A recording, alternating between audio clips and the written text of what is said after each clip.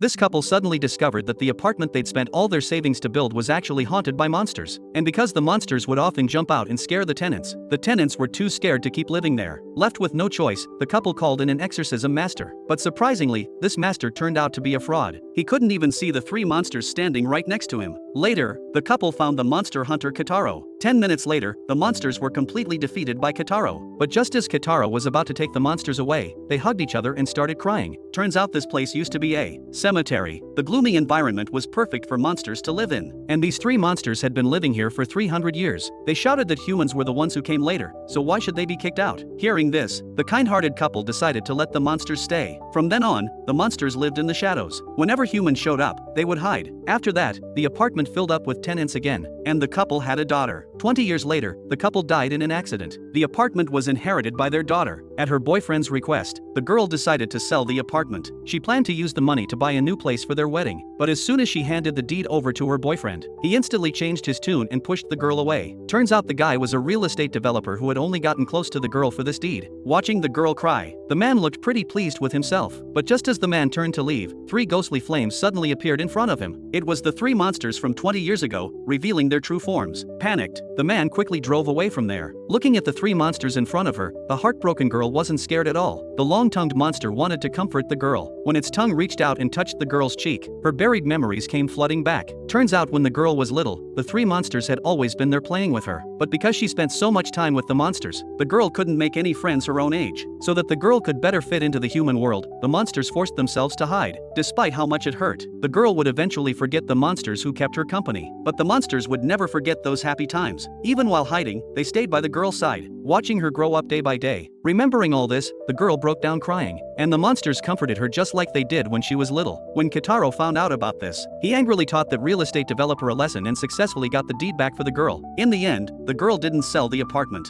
Instead, she turned it into a monster inn, specifically for homeless monsters to live in. After that, every week the girl would set aside a day to hang out with the monsters, and all the monsters absolutely loved this kind-hearted landlord.